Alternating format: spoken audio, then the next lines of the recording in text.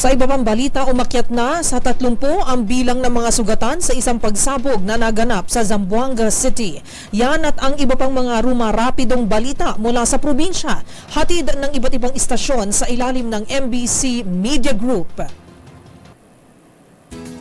Nagpatawag na ng isang malalimang investigasyon si Zamboanga City Mayor John Dalipe sa nangyaring explosion sa mga disinsanay i-dispose ng mga confiscated pyrotechnics and firecrackers sa bahagi ng isang firing range sa Zone 2, Barangay Kabatangan, Zamboanga City. Sa pinakahuling update mula sa CDRRMO Zamboanga, wala sa 19 na injured na pawang security personnel sumakyat na sa 13 o 30 ang injured kasama ng 11 sibilyang nasaktan sa pagsabog. Inatasan na rin ni Mayor Dalipe ang mga concerned local agencies tulad ng DSWD upang masigurong mabigyang agarang assistance sa mga biktimang sibilyan. Nakipag-coordinate na rin ang City Administrator at ng CDRRMO sa Kabatangan Barangay officials para sa iba pang kailangang tulong. Ang naturang pagsabog ayon sa initial report ng Regional PNP Explosives and Canine Unit ay nagpayanig sa community sa Barangay Kabatangan area kung saan ang blast ng pagsabog ay nagresulta ng pagkasira na ilang kabahayan, PNP vehicle kung saan abot sa 3 kilometers ang naging impact ng naturang pagsabog.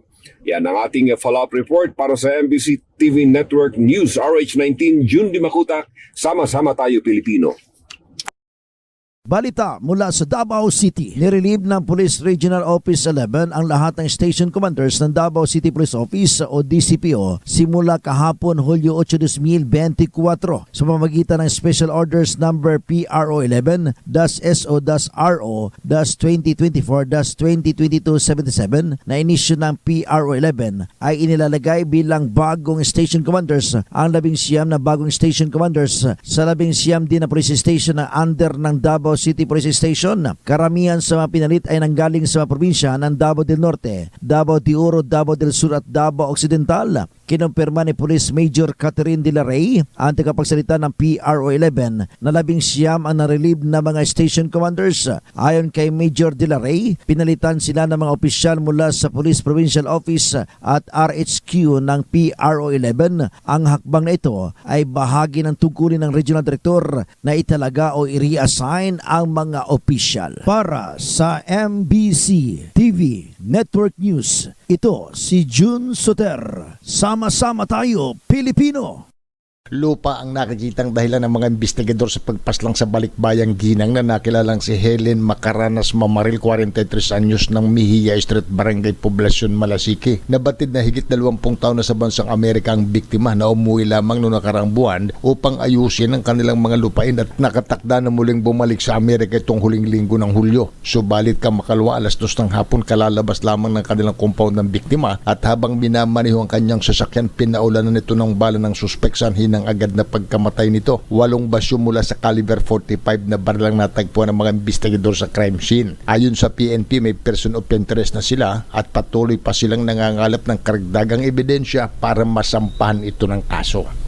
Para sa MBC TV Network News, ito si Freddy Fajardo. Sama-sama tayo, Pilipino.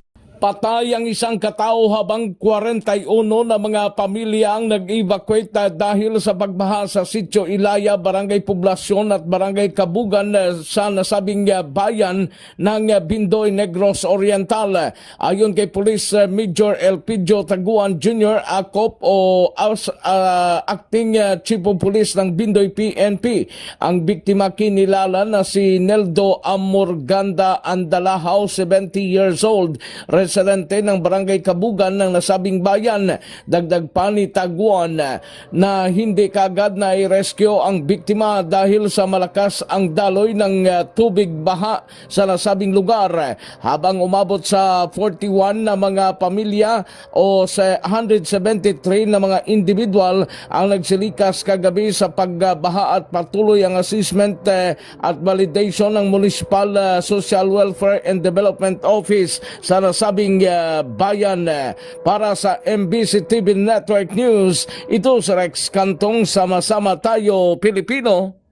Sa sunod-sunod na anti-drug operation na isinagawa sa buong Central Luzon ng kapulisan mula Hulyo 1 hanggang 7, nasabat ng mga pulis ang illegal na droga na nagkakalaga ito sa mahigit sa 5.9 bilyong piso. Iniulat ni Police Regional Office 3 Director Police Brigadier General Jose Hidalgo Jr. na nagsagawa ng 157 ikinasak anti-illegal drug operation ang iba't ibang istasyon at unit ng pulisya sa buong Central Luzon, kung saan naging matagumpay ito at naaresto ang 243 individual na sangkot sa pagbebenta at paggamit ng illegal na droga at nakumpiska ang 851.30 gramo ng shabu at 1,037.70 gramo naman ang pinatuyong dahon ng marijuana. Binigyan din ni Police Brigadier General Hidalgo Jr. na tutugisin at uhulihin nila ang mga sangkot sa mga aktibidad na may kinalaman sa droga na tiniyak nila ang kaligtasan ng buong komunidad sa Central Luzon. Para sa MBC TV Network News, Danny Kumilang, sama-sama tayo,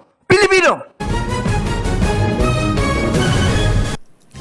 Ang mga kotse na nagbubuga ng itim o mapaminsalang usok ay senyales na dapat na itong ipasuri para maipaayos. Gayunpaman, ang ilan sa atin na patuloy lang sa paggamit at pagmamaneho ng mga ito hanggat hindi pa ito tumitirik. Ngunit ayon sa batas, ipinagbabawal ito. Ano nga ba ang parusa sa mga nagmamaneho ng sasakyang nagbubuga ng itim na usok? Alamin sa report ni Rose Babiera.